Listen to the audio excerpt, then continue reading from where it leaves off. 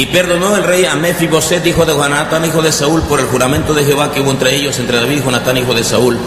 Pero tomó el rey a 2 hijos de Rispa, hija de Aja, los cuales ella había tenido de Saúl, Armoni y Mefiboset, y a 5 hijos de Mical, hija de Saúl, los cuales ella había tenido de Adriel, hijo de Barzilai Mejolatita, y los entregó en manos de los gabaonitas, y ellos los ahorcaron en el monte delante de Jehová. Y así murieron juntos aquellos 7, los cuales fueron muertos en los primeros días de la siega, al comenzar la siega de la cebada. Entonces Rispa, hija de Aja, tomó una tela de cilicio y la tendió para sí sobre el peñasco desde el principio de la siega hasta que llovió sobre ellos agua del cielo, y no dejó que ninguna ave del cielo se posase sobre ellos de día, ni fieras del campo de noche. Y fue dicho a David lo que hacía Rispa, hija de Aja, concubina de Saúl. Entonces David fue y tomó los huesos de Saúl y los huesos de Jonatán su hijo, de los hombres de Jabes de Galaad, que los habían hurtado de la plaza de Bethsán, donde los habían colgado los filisteos, cuando los filisteos mataron a Saúl en Gilboa. E hizo llevar de allí los huesos de Saúl y los huesos de Jonatán su hijo, y recogieron también los huesos de los ahorcados. Hasta ahí la lectura. Vamos a orar. Señor mi Dios, ayúdame con esta garganta para que se me disipe, se me pueda oír clara la voz, Señor, y pueda yo terminar la jornada de hoy. Te ruego la sabiduría también, la ayuda tuya, Señor, el poder de tu Santo Espíritu. Lléname de ti, Señor, para enseñar fielmente, atinadamente tu palabra. Tú conoces la vida de mis hermanos, sus vidas, sus hijos, sus familias, sus luchas, sus anhelos, sus deseos, sus quebrantos, sus fallas. Ayúdanos, Señor, enséñanos más y más de ti en esta mañana, te lo pido humildemente en el nombre del Señor Jesucristo. Amén. Saúl había querido matar a los gabaonitas, y era algo que nunca debió hacer, porque habían hecho un pacto. Pasaron los años y dice la Escritura que en los días de David hubo hambre por 3 años consecutivos, sin ninguna explicación. ¿Por qué la tierra no produce? ¿Por qué no hay lluvias? Dice la Biblia que David consultó con Dios y Dios le dijo: es porque han roto un pacto que se hizo en los tiempos de Josué con los gabaonitas, y Saúl trató de matar a los gabaonitas. Fíjese hasta dónde, cuántos años después les alcanza esa maldición, y David es el que le toca pagar los platos rotos. Dice en la Biblia que David fue con las gabaonitas y les dijo: entiendo yo que Saúl, mi antecesor, trató de matarlos, y por eso tenemos esta hambruna en estos años. ¿Qué satisfacción os daré para que me quiten ustedes esa maldición? Los gabaonitas le dijeron: mira, no queremos que muera ningún hombre de Israel, ni queremos que se nos pague ningún dinero. Queremos solamente que nos den 7 hijos de los descendientes de Saúl para que los ahorquemos. Mire qué gustito, ¿no? Y David dice: está bien, yo se los daré. Y dice la Biblia que David fue y tomó 5 hijos de Mical, hija de Saúl. Ahora eran 5 nietos de Saúl, y 2 hijos de una mujer que se llamaba Rispa. Esa mujer Rispa había sido concubina de Saúl, y así se sumaron los 7, y ellos, los gabaonitas, fueron y los ahorcaron a los 7. Pero la historia en la que los quiero enfocar, hermanos, es en lo que hizo esa mujer llamada Rispa. Fíjense lo que dice el versículo 10. Entonces Rispa, hija de Aja, tomó una tela de cilicio y la tendió para sí sobre el peñasco, desde el principio de la siega hasta que llovió sobre ellos agua del cielo, y no dejó que ninguna ave del cielo se posase sobre ellos de día, ni fieras del campo de noche.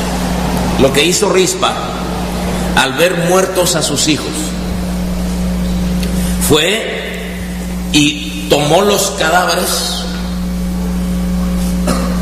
los puso sobre una peña, se consiguió una tela de cilicio. La tela de cilicio era una tela muy áspera que se usaba para denotar duelo, muy áspera, nada cómoda.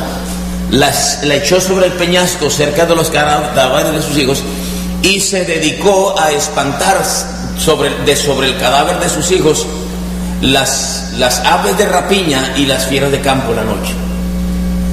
Estamos hablando de buitres en el día, que son capaces de oler la carne muerta y se van detrás de la carne muerta, porque de eso viven las aves de rapiña, cuervos y buitres, que son los animales más espantosos de entre las aves de rapiña. Y en la noche los perros, las hienas, fieras del campo de la noche. Y dice la Biblia que Rispa estuvo espantando las aves de rapiña y las fieras del campo en la noche desde que se cosechó, desde los primeros días de la siega, al comenzar la siega de la cebada, hasta que llovió sobre ellos agua del cielo. Esto, hermanos, es estimadamente 2 meses y medio. Que Rispa, habiendo sido la concubina de Saúl, se sienta a la orilla, se acuesta a la orilla de los cadáveres y se dedica a espantar las aves de rapiña en las fieras del campo. Allí comió, si es que comió, allí durmió, allí le tocó a ella ver el cuerpo de sus hijos hincharse, llenarse de gusanos, de moscas, hasta reventar, soportando el espanto de ver el cuerpo de sus hijos descomponerse, la fetidez del olor que de esos cuerpos emanaba. Y por 2 meses y medio estuvo allí, hermanos, allí mal comía y mal dormía. Los comentaristas dicen que seguramente Rispa se consiguió criados y puso una carpa y ahí, no, la Biblia dice que se echó una tela de silicio para ella sentarse allí. No fueron sus criados. Seguramente había gente que le ayudaba, pero ella estaba allí en cuerpo y alma, entregada a espantarles los buitres y las fieras del campo al cadáver de sus hijos. Un sacrificio verdaderamente asombroso y también inexplicable. Dice la Escritura que cuando David supo de lo que había estado haciendo Rispa, fue y tomó los huesos de Saúl, los huesos de esto relacionado con otra historia, y los huesos de los ahorcados. Eso quiere decir que cuando David se da cuenta, ya todo lo que queda de eso es los huesos de los cadáveres de los hijos de Rispa. Rispa estuvo allí hasta que solo le quedaron los huesos al cadáver de sus hijos. ¿Qué nos enseña esa historia? ¿Por qué la palabra de Dios nos cuenta esas historias que no dejan de ser fascinantes, interesantes, muy conmovedoras, muchas de ellas? Y esta historia, ¿por qué? ¿Tendrá algo que nos tenga una enseñanza? Recuerde usted, hermano, que la Biblia dice que las cosas que se escribieron antes para nuestra enseñanza se escribieron. Lo que quiero decirles, hermanos, es que Rispa estaba tratando de hacer las cosas demasiado tarde. Le estaba espantando los buitres y las fieras a sus hijos cuando ya no tenía caso hacerlo. A los hijos se les espantan las fieras mientras están vivos. Cuando están muertos, ya pa' qué, decimos nosotros. ¿Qué sentido tiene? Cuando estudiamos la vida de Rispa, encontramos muchas respuestas. Rispa es un nombre que quiere decir piedra brillante. A las personas se les ponían los nombres dependiendo de sus características. Así que Rispa debió ser una muchacha muy bonita, una belleza desde pequeña, tan así que los padres le dijeron: le vamos a poner piedra brillante, como nosotros le ponemos a nuestras hijas zafiro o rocío o perla. A esta le pusieron Rispa, era preciosísima. Tan bonita era que cuando Saúl fue rey, la tomó por concubina. El rey iba a escoger a las muchachas más preciosas del reino. Rispa debió ser, hermanos, una muchacha muy preciosa, muy bonita, pero fue una amante sexual de Saúl. Más atrás, allá en Segundo de Reyes, de Samuel, en el mismo libro, Segundo de Samuel, capítulo 3 y versículo 7, dice allí una frase cuando Abner, ¿verdad?, es reclamado. Dice versículo 10, Segundo de Samuel, capítulo 3, versículo 7, y había tenido Saúl una concubina que se llamaba Rispa, hija de Aja, y dijo Isboset a Abner: ¿por qué te has llegado a la concubina de mi padre? Y se enojó Abner en gran manera por las palabras de Isboset y dijo: ¿soy yo cabeza de perro que pertenezca a Judá? Yo he hecho hoy misericordia con la casa de Saúl tu padre, con sus hermanos y con sus amigos, y no te he entregado en manos de David, y tú me haces hoy cargo del pecado de esta mujer. Noten ustedes que está conceptuada una mujer culpable de meterse con un casado. Rispa era una muchacha muy bonita, pero era una concubina, era una mujer que tenía valores morales bajos. Si bien es cierto, hermanos, era una costumbre de tener muchas mujeres, Rispa podía haberse negado a los antojos y deseos bajos, carnales de Saúl. Pero como era la costumbre, Rispa no tuvo empacho. Y seguramente le dijeron a Rispa: oye, qué suerte tú tienes de que el rey te haya escogido para que seas una de las mujeres de él en el palacio. Rispa, hermanos, era una mujer amante de Saúl. Entonces, para eso, pues las ponían en habitaciones de lujo.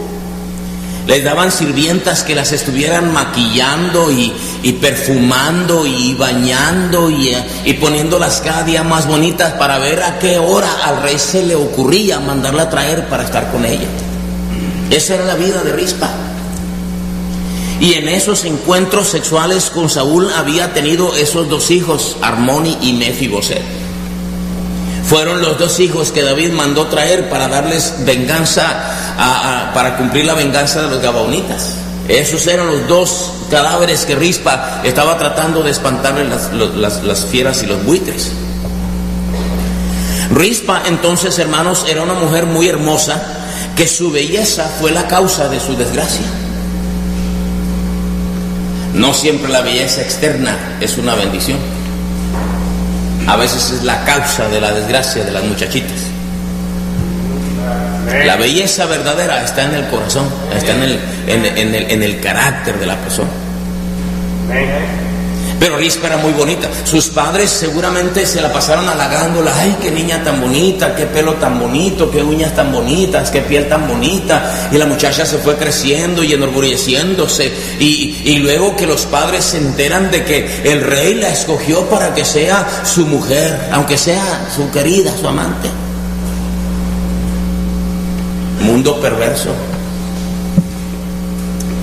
Para cuando sucede esto, hermano, fíjese bien, para cuando sucede esto, que David manda como rey, manda traerle a los hijos, Rispa ya era una anciana, ya era una víctima de la edad. Yo les recuerdo a ustedes que la belleza se acaba. La belleza se acaba.